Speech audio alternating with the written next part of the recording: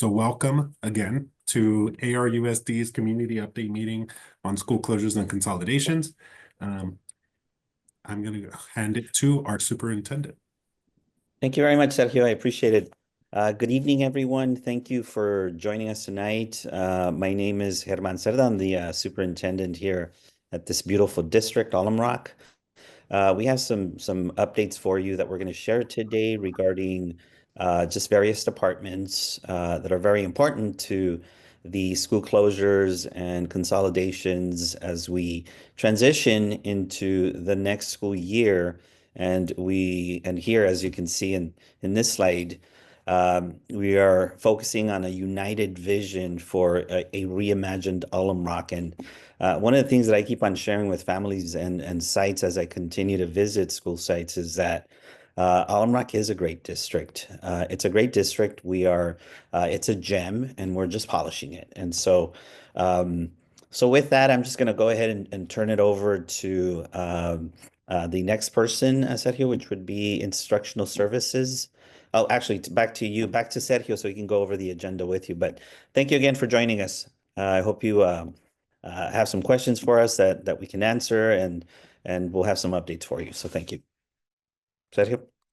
Thank you, Superintendent Cerda. And so just covering today's agenda, some of the updates that we have for you is updates on summer school here at ARUSD, including an exciting option over the summer, updates on transportation and budget from our business services division, and staffing from our HR division, along with some information about upcoming events happening district-wide. And finally, we're going to be closing, as we usually do, with a Q&A. We'll be asking those in attendance to either enter their questions in the chat or raise their hands at the end so that we can take questions.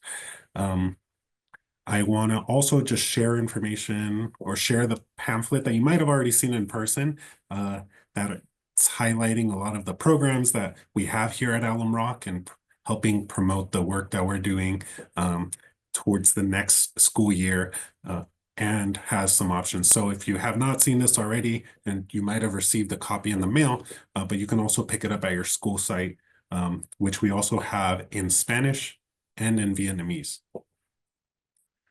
And now I'm going to hand it over to our Assistant Superintendent of Instructional Services. Good evening, everyone. I'm Sandra Garcia, and I just want to apologize for my voice. Hopefully you can understand me. I'm getting over a bad cold. I'll do my best not to cough. So first, I just want to share with you, I'm sure that you've received the messages over text from your community liaisons, from principals about our spring panorama climate survey.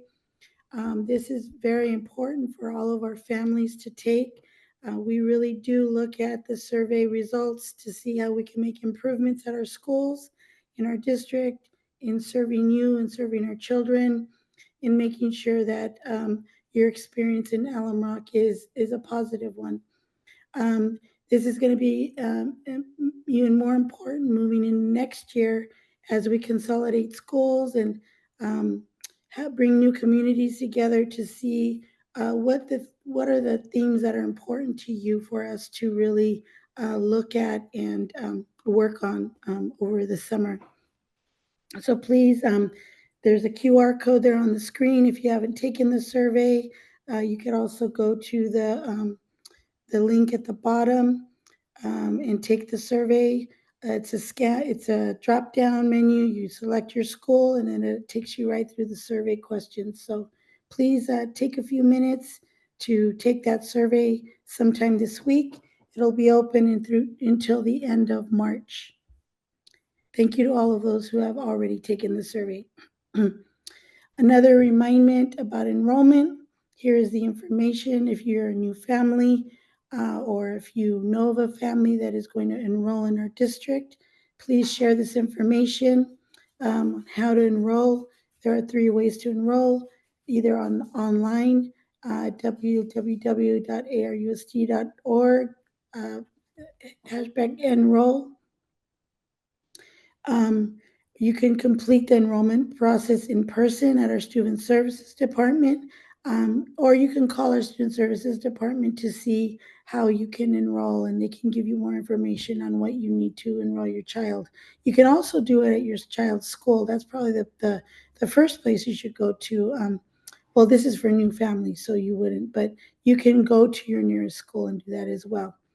An update on inters and intras. Inter-districts are permission from other neighboring school districts that give you permission to leave their district to come and attend school in our district. And usually it's for special programs that you're attending, or childcare reasons or things like that. So if you are on an inter-district transfer, please take the time now to renew those. It's very important for us to have that enrollment information so that we can make plans for our staffing for next year. And the sooner the better. It's better for us to have all of those inter-district applications completed before school lets out this year. The sooner the better. The intras are between our district schools. And if you've completed one of the intra-district transfers and are requesting to go to another one of our district schools, the Student Services Department is processing those as they are received. If you've submitted one and you have not received word on it, please call the Student Services Department. The phone number is there twice, 408-928-6945, and they will be happy to help answer any questions you have about that process. Next slide. So this is the time where we start registering students for summer school, and we are going to have summer school at 4 sites this year: at George Middle School, Casale Elementary, Curitin Elementary, and Meyer Elementary. And we are utilizing the space of those schools so that we can still continue with the transition to the schools that will remain open and still utilize our facilities at these 4 different schools in the 4 quadrants of our district. Beginning March 25th, we will be sending out invitations via text to families of priority students. Priority students, and this is required by the grant funding that we receive, that students who are English learners, who are foster youth, homeless youth, and low-income students receive priority registration. So those students will be receiving the invitation first on March 25th. We will continue with some type of priority registration the week of April 1st, and we will include students that are an academic target list needing academic support. And those may or may not include our priority students, but it will also include other students that don't fall into that priority student group. On April 15th, the registration will be open to all students in Alum Rock, and we will still be able to enroll your child in summer programs at that time. The last day for registration is May 23rd. Please enroll your child as soon as you can.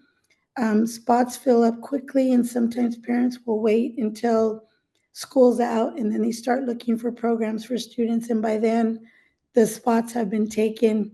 And we want to make sure that if you are very interested in your child attending summer school, that you do that as soon as possible so that you get your spot filled as soon as you get the text. The text will come from it will be in play. Up here, look for the text from in play, and you need to make sure that your cell phone information is correct on eSchool so that you can receive that text. If you have any questions, please contact our expanded learning department in the email that is listed down below. Thank you. Next slide.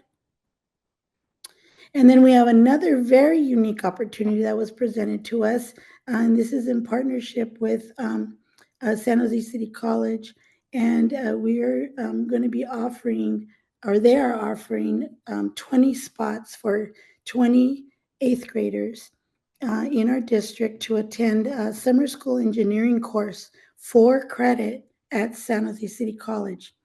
So students will be able to attend this program It's a 6-week program, completely free.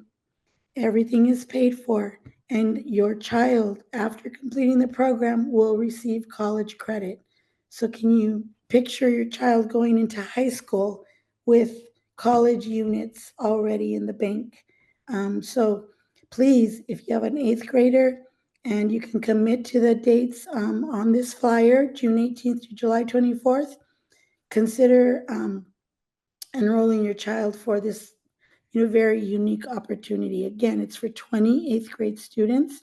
It'll be first come, first serve, and take advantage of it. These opportunities don't come around all the time. All right, and I think that is it for me. Thank you.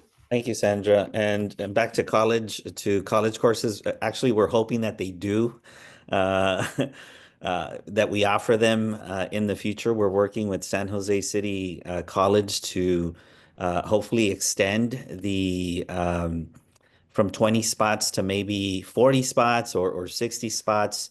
But a lot of it's dependent on how successful this pilot is. So thank you, Sandra. And then the other thing I just wanted to add, I'm giving Sandra, letting her rest her throat. So the other thing I wanted to add is we are working on an MOU for next year where we will be offering college courses, hopefully at all our sites. That's the goal. Where students, 6th graders, 7th and 8th graders will be able to take college courses. This will be through Evergreen San Jose City College at school, at each of their schools beginning next fall. So thank you very much. I'll turn it over now to Teresa DeSales, the Assistant Superintendent of Business. Good evening, everyone. I just have a few updates for you regarding transportation and the budget. Thank you for being very patient with us. I know many of you are eagerly awaiting transportation for general education students. So we will be sending out a busing interest survey very soon, probably in the next week or so. Well, let me continue. So we are in the process of procuring 2 additional large transit buses to transport general ed students. We had a lead on a bus a couple of months ago, but that fell through. So we have found these 2. We're hoping that these 2 do not fall through. And that's why I'm not able to give you the routes yet. So we need to make sure that we have these 2 large buses so that we can provide the routes for you. So again, we will be sending out the interest survey very soon so that we know how many students are interested in the transportation shuttle service that we are hoping to provide. We are looking at purchasing a couple of buses, and in addition to that, we need to complete our special education bus routes. So we are in the process of doing that. That should be completed within the next 2 weeks. So by the next community update meeting in a month, we should have a lot more information for you. So I do appreciate all of you being very patient. And I know you've been patient for the last couple of months, but the ball is really starting to roll now in terms of trying to get a plan together for the general education transportation routes. So please give us another 2, 3, 4 weeks to get that information out to you. And if you can please fill out the interest survey that comes out in the next week as soon as possible so that we can figure out how many students are interested in the general education shuttle so that we can plan for our routes for next year. Okay. And then in terms of the budget, I presented the second interim budget report last week at the board meeting. Our fiscal expert, Dr. Don Zimring, who was appointed to us by the Santa Clara County Office of Education, congratulated the board and the administration on the financial health improvement. We are still deficit spending, but it is far better than it was a year ago. Many of you remember that about a year ago and 10 months in the summer, we were projected to deficit spend $20.8 million for this fiscal year. If you take a look at the multi-year projection that is in front of you. We have reduced this year's deficit spending to 17.7 by making some reductions this year and by not filling some vacancies or not filling some positions that have where people have resigned. And those positions that we did not fill are district office staffing positions, so they don't affect any programming at school sites. And all of the district office school support staff, they're still fully in place as well.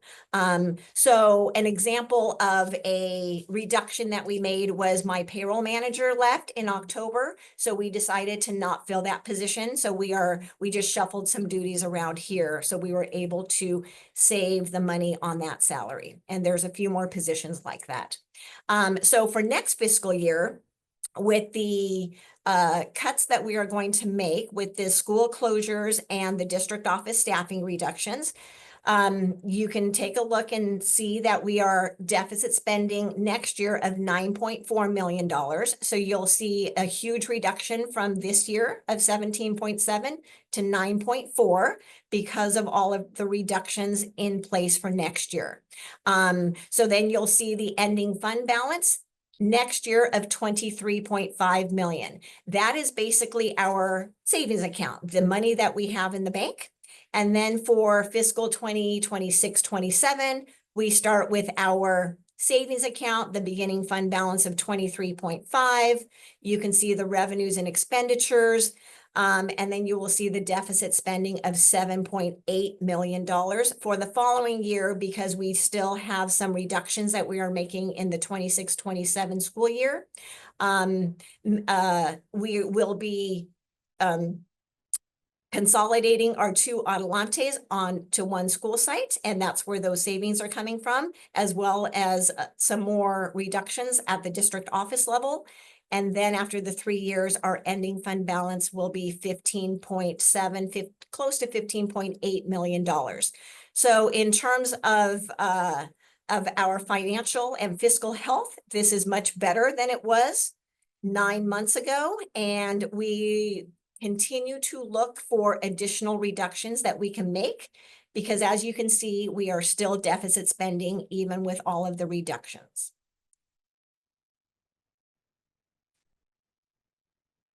Okay, and we'll jump right in. I'm Cesar Tarico. I'm the Assistant Superintendent of Human Resources. Just have a few updates on staffing to give. Next slide, please. Okay, so an update today. Teachers that are at closing sites or sites that are closing at the end of this school year, they were able to pick positions for next year. So we went through. We were able to place most of the teachers. Certainly, it's a process. It's going to take a little longer. But again, that was today. All the teachers that are affected by the school closures and consolidations, they're able to pick new positions based on the staffing of the schools, of the receiving schools of the students. In the coming weeks, we haven't set a date yet, but custodians will be doing the same thing. Custodians that are at the closing sites will select their position based on seniority for the 25, for the 20, yes, I want to say that, right, 25-26 school year. So again, we did that with the teachers, and we're doing the custodians next in a couple of weeks. This Saturday, members of our team and special education department, we're going to be at the Santa Clara County Office of Education, and we're there, very limited recruiting. Obviously, we're doing layoffs, but we still are going to be looking for possible special education staff that may come up. We don't have any current openings in special education, but those may come up, and they're hard to find, so we at least need to collect resumes. We are going to be recruiting teachers in 2 specialty programs that we do not have in-house right now after the placements of staff today, because we are recruiting for bilingual credentialed staff to support our Vietnamese and our Spanish language dual language programs.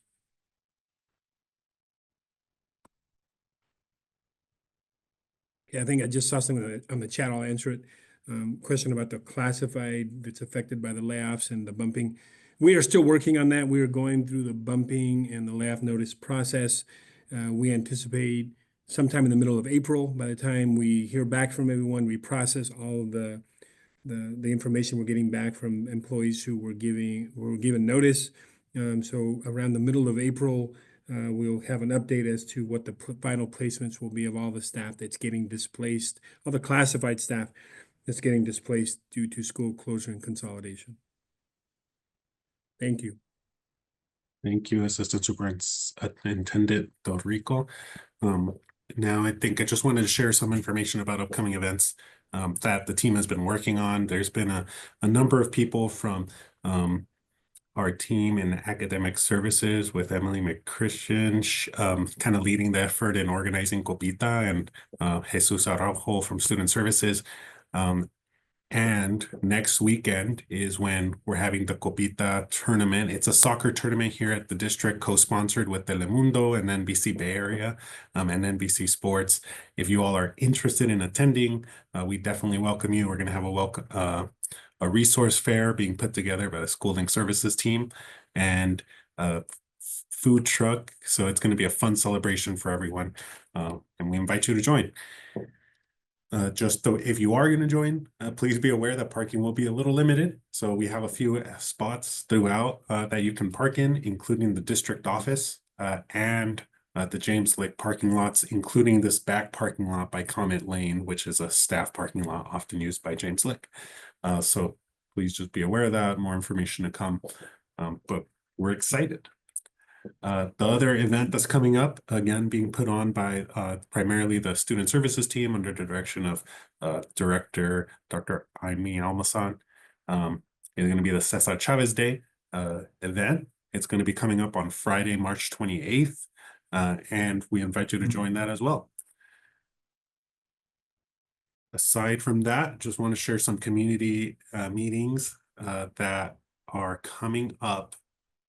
On the 17th, we're going to have another session just like this one with more information to come. Then the 29th, and you can see the remaining dates there.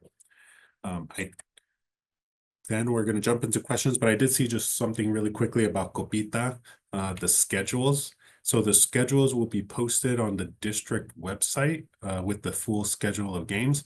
So if it's not already there, I'll make sure that it's there by the end of the session tonight so that you can have access to it. Because we'll be using a few different fields and a lot of different schools will be playing, so you'll be able to find where the students start. But as the tournament goes on, different schools will be playing at different times. All right, and then now we're just going to go into the Q&A section. And as we do that, we invite you to join to provide any feedback about this session on our survey at the link on the screen or at the QR code. And I'm just going to go to the very top of the chat here. And as we go, please feel free to raise your hands. We'll also be monitoring that to ask a question live. The first question we have is about DCP with DCP Alum Rock closing. Can this pause some closures or consolidations? When will we know the numbers for that? And how many students can save a school? I believe this might be a question that our Assistant Superintendent Sandra Garcia might be able to answer, but I will share before then that we were aware of it and we're doing recruitment efforts specifically at Ocala, which is our next door school, trying to recruit the students, including an event that they had back in, I want to say it was February, where we worked to recruit families from DCP. That night, we had about 50 families fill out our interest form at Alum Rock. So I know we had that at least. Is there anything to add to that, team? Yeah, let me jump in for this one, Sergio. That's a good question. We are making an effort to recruit some of the DCP students. I will say that not all the students are from Alum Rock Union School District. And so some of the students that are enrolled at DCP are from Berryessa, from Franklin, from just from other neighboring districts, Evergreen, et cetera. And so we are enrolling some of those students. I do know that the principal at Ocala, there were a couple of other principals there. I think Shepherd was there as well, right, Sergio? So they made an effort to recruit students, so we are recruiting them. Principal DeSalles did report that and student services has been communicating with families to just to ensure who's coming back and who's not. And so we are projected to lose, by the projections of our demographer, approximately 300 students, but we're also losing another 300 students to other charters leaving the district, moving out of the area, leaving the state. And so we're calculating we're losing another 300 students. So we have to compensate for that. So know that if we enroll other students doesn't mean that we could keep another school open. We are still projected to decline in enrollment in 4 or 5 years out at approximately 300 per year. And so we're trying to recruit and bring back as many students as possible from charters, just to keep our schools open, at least the ones that we have now. So I hope I answered your question. Teresa or Sandra, I don't know if you want to add anything else to it.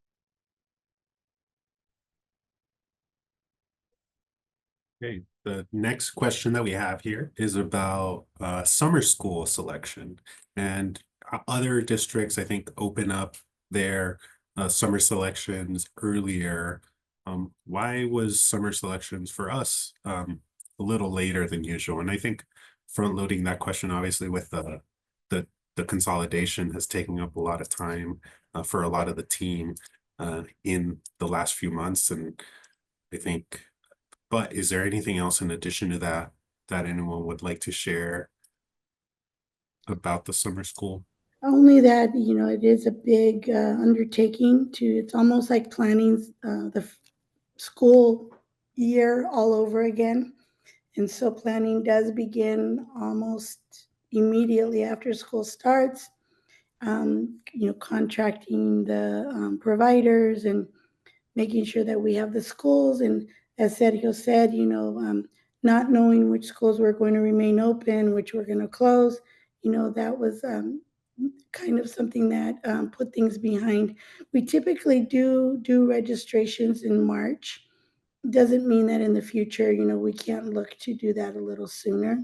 But, in the past, summer school registrations used to happen in May. So that, we have already pushed it further, but we do recognize that other neighboring, like neighborhood community centers, they do put out their information sooner. So thank you for the question, and definitely something that we could work on for next year and getting information out sooner.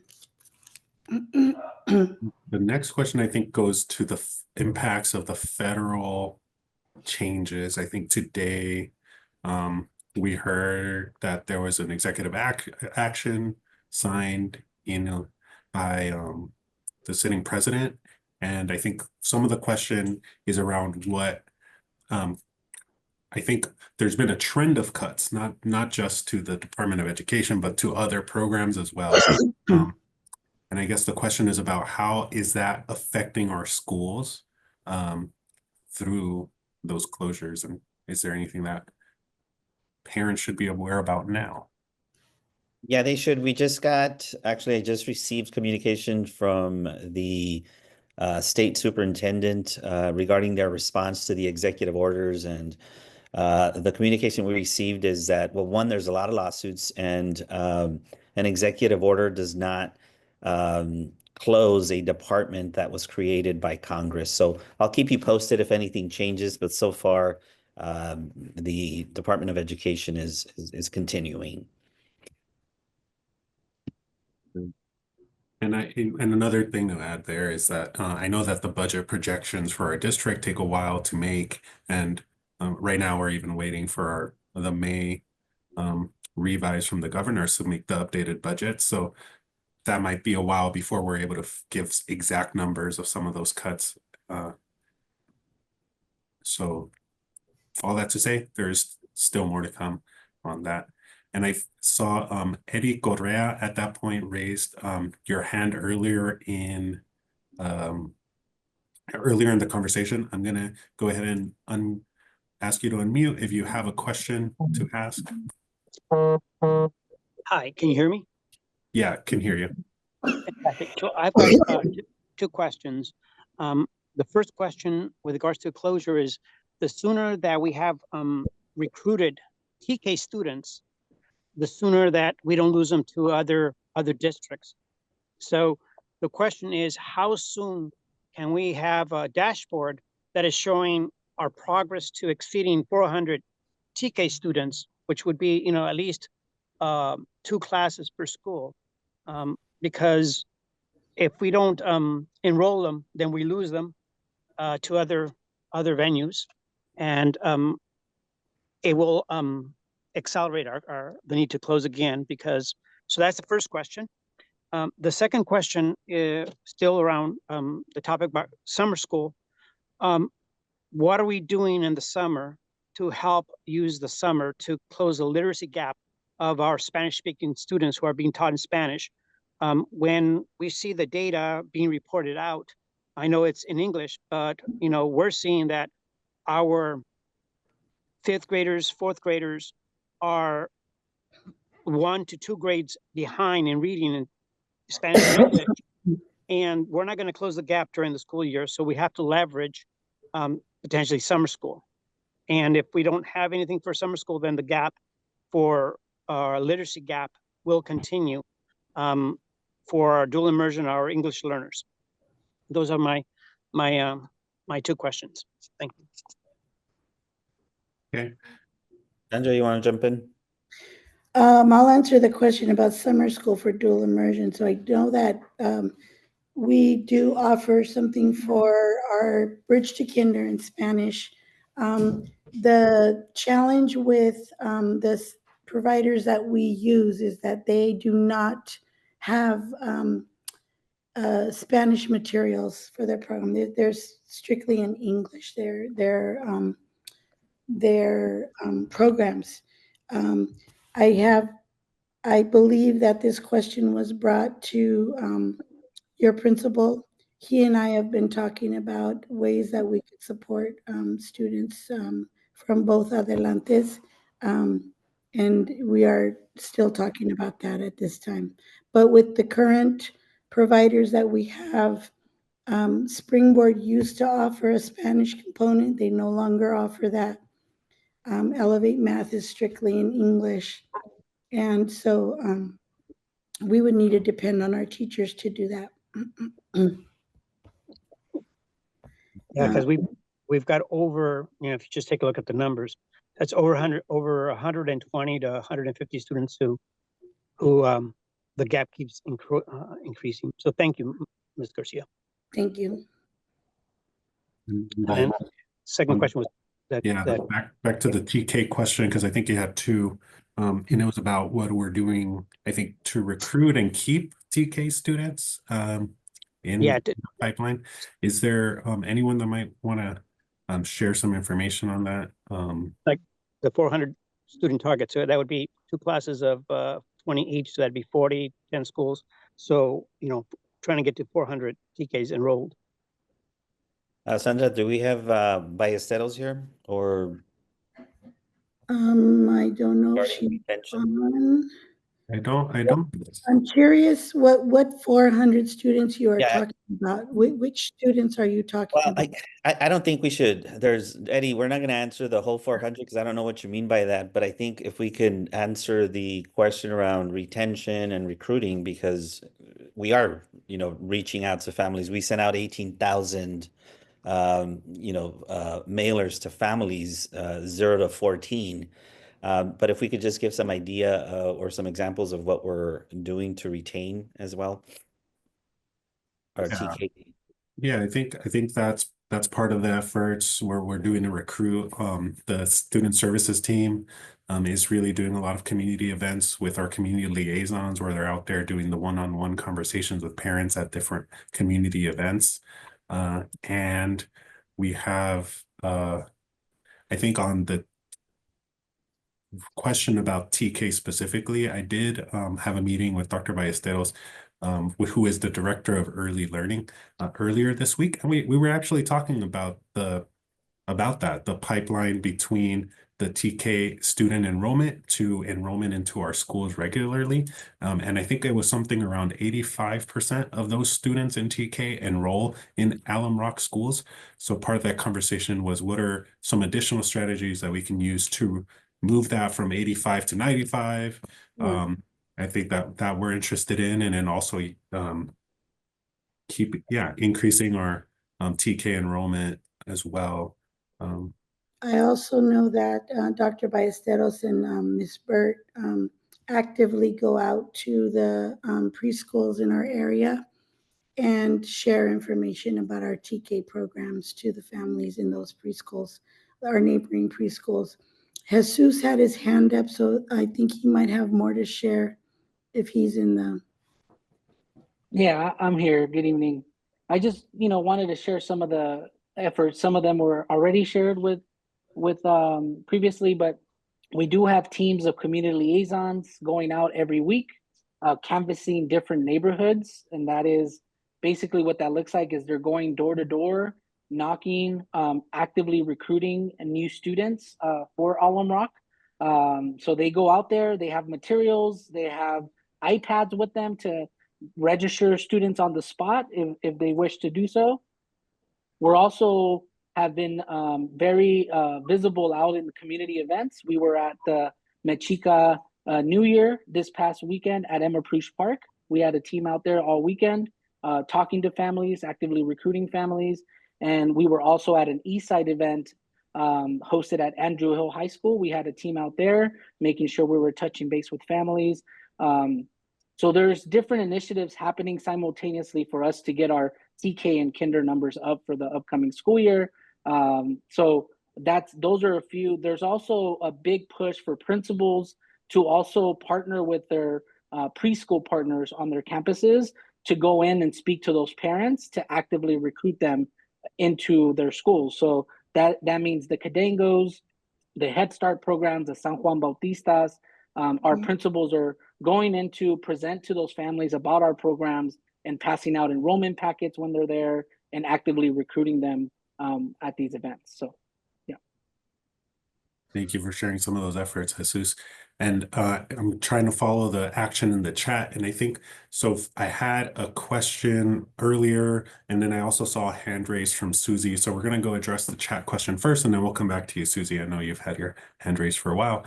On the March 15th date for teachers, the question is, was March 15th the date teachers were given notice whose contract may not be extended?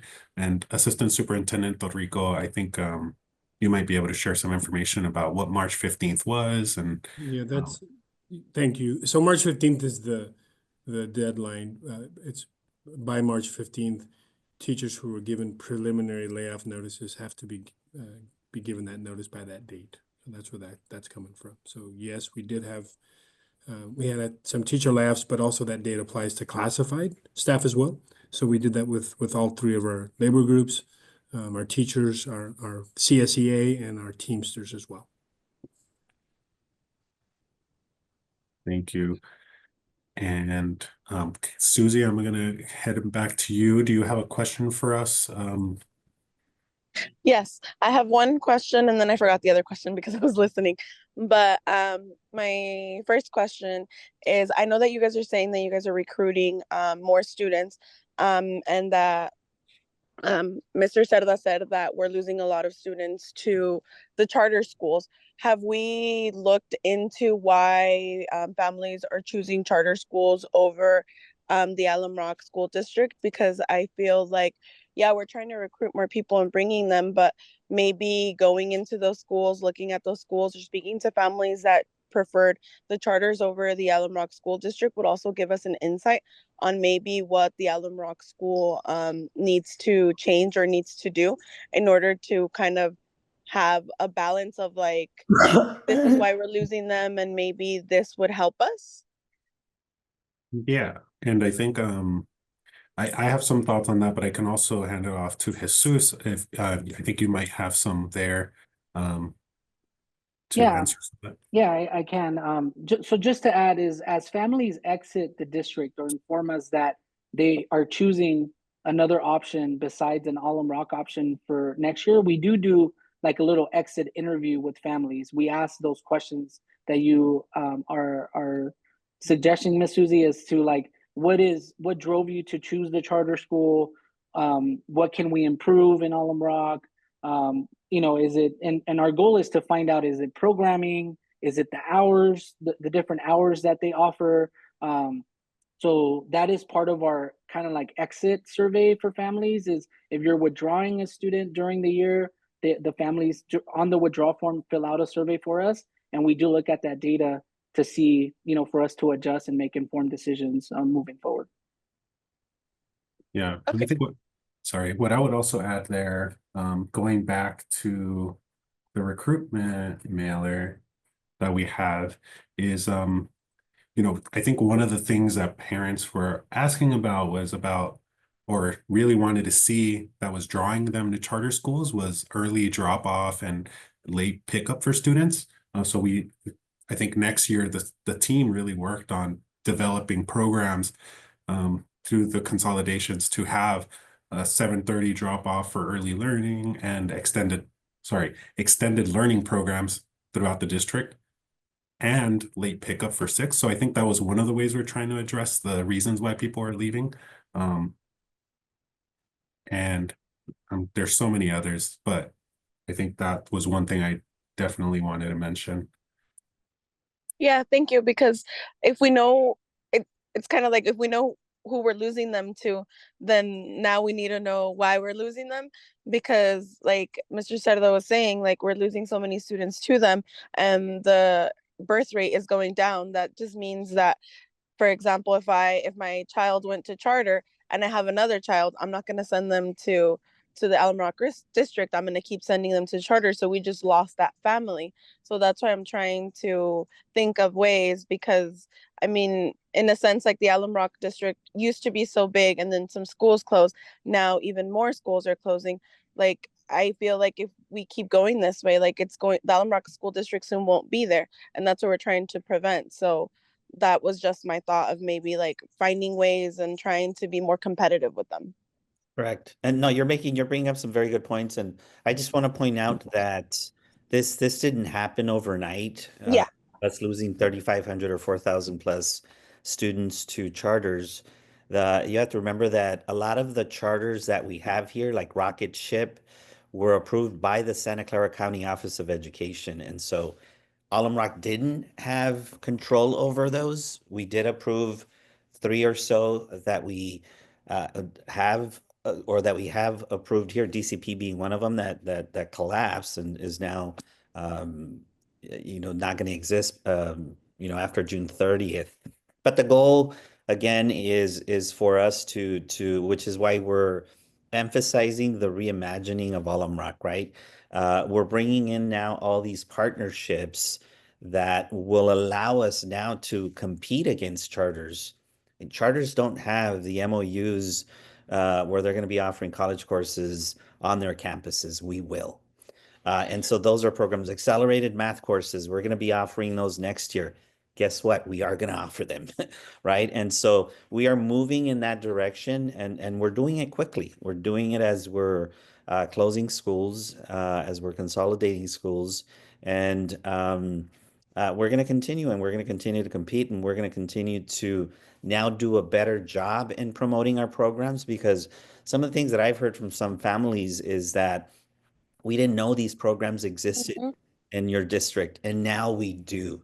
And we mailed out over 18,000, correct, Sergio, mailers to families that are now aware of the programs that we're going to be offering, or we're offering, because we have some great programs here. I go back to polishing this beautiful gem of Alum Rock. There's so many great teachers here that stay here, that are qualified credentials. Some have their master's degrees. A lot have their master's degrees. Some have their doctorates as well, right? So we have very well qualified administrators as well. But yeah, it's just a matter of continuing to promote our programs, but also showing our results. We need to improve academically, which is what I think Mr. Correa, Eddie Correa had mentioned. We need to now show our results and focus on programs that will accelerate our student learning. And we will. We have a plan. We are rewriting our goals for our strategic plan. Sandra, Kyla, our directors, Tara, our directors of student services are holding meetings in the community to get input from you, Susie. So I hope we get your feedback. So join one of the meetings. Yes. All right. We want to hear your voice so that we Yes. can set some goals, some aggressive goals for our students, because I always go back to setting expectations, right? Our kids are going to meet whatever expectations we set. Whether they're up here or down low, and we're gonna go up high. And so yeah, thanks for asking those questions. Those are very important questions. And I remembered my other question if I still have time to ask. Sure. My next question would be like because my daughter goes to a current school that's going to be closed. Will you guys be hosting like open houses for us parents to be able to go see what the school looks like, the location, like, and all those things? Because like it was just like the schools are closing and this is the school that you're going to, but will we be able to attend like an open house for us to see the campuses, to see what it looks like, or the programs Yes. that it has or anything like that? Yes, we are. That's actually come up a couple of times when we've had meetings with our principals. Principals are meeting. Schools that are closing, principals are meeting with schools that are going to remain open, and so we're planning all that. And so yes, definitely we definitely want to host some events where you could visit, tour the campuses, and so we just want to make sure we do it right. And so that you can get to also meet the principal, right, of that school and ask any questions. So yes, definitely. Okay, thank you. So much. Okay, and I'm following along on the chat. Susan, I saw your question about who you can speak with if you have a problem at the school site that you want to speak with someone at the district. And Superintendent Cerda, you shared a response in the chat, but for everyone else, you want to share about what folks can do? Yeah, no, if you have a question for Susan, it was a specific, if I just responded in private chat. If it's a disciplinary issue, attendance issue, you can contact student services. Jesus is here, Jesus Abrajo. Dr. Almazan is the director, aimee.almazan@arusd.org. But if it's a question involving a teacher or something else where you're concerned, you can reach out to my office or to the Human Resources Department, where we can address your concern or point you in the right direction. Okay, and then the next, I think, entry in the chat, I'm not sure if I fully understand the question. I think this is referring back to the DCP numbers about having 50 students and so and I think the question is more about like if we're the calculations that we're making in our budget are based on a certain number of students, why are we not also adding on the numbers from DCP closing and the numbers that we're going to get back? And I'm not sure if Superintendent DeSales might be able to share a little bit about what that formula is for when we're making our budget for number of students enrolled and where we're able to pull for projections, just for everyone to know. Yes, thank you, Sergio. We are basing our numbers based on the information that Student Services is gathering for next year's enrollment. And it's true that we don't have all the TK numbers yet. But with that being said, we are projecting based on the families that have enrolled for next year. So we will continue to update those numbers as we get better enrollment numbers. But for right now, it is tracking closely to what we have budgeted.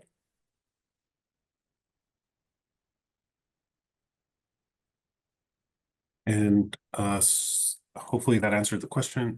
And sorry if I did not do a good job at understanding the question. Yeah, so I apologize, like, I don't know the exact numbers of the DCP students because I'm just kind of doing it in total based on the enrollment projections per site gathered by our student services department, right? So as Sergio mentioned, you know, we have the heavy recruiting out there for DCP students coming to our Alum Rock schools, and that is factored in as part of the calculation for the projected enrollment, mostly for Ocala, right?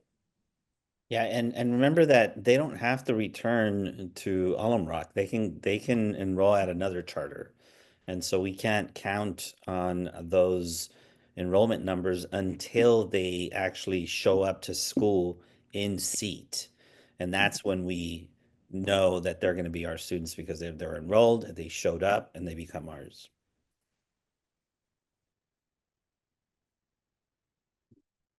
See, the next one in the chat that I think is an answerable question here is, how is that cut of Head Start funding affecting enrollment? And if we're affected by that at all? And I think this one, I think, goes back to some of the questions about the federal funding piece that we had earlier. And I think we shared that it's part of the governor's budget that right now we're operating off of the information shared by him so that we can make our projections. And I think it's too early to tell about what that cut is. And sorry, Teresa. Yeah, I'll go ahead and add to that. We don't receive any Head Start funding because that's for preschools. Our preschool programs that we run are through the state of California. They're the California State preschool programs. So there's no cuts with the California State preschool programs as of now. So the cut to Head Start does not affect us. It may affect our partners because we do have partners with Head Start funding that operate on some of our sites. So we will need to reach out to them and see what their programs look like. But our programs, you know, we have capacity for more students in our state preschools. So if the partners that are receiving funding with Head Start, if they don't have the capacity to take those preschool students, then hopefully our partners that run our preschools will have the capacity to take those preschool students. And then in terms of other federal funding, so my understanding of the executive order today, even President Trump said that Title I funding will need to be administered. So we're not, as of now, losing any Title I funding, even under the current Trump administration, of which, you know, all of our schools are Title I schools. So that is an important revenue stream for us. So we are not projecting any loss of revenue at this time. But we definitely need to keep monitoring the situation. Thank you for the additional information. And I'm not seeing too many more questions in the chat, and I think we're just going to take one more with a hand raise from SGN before we're out of time. So SGN, I'm going to ask you to unmute so that you can ask your question. Can you hear me?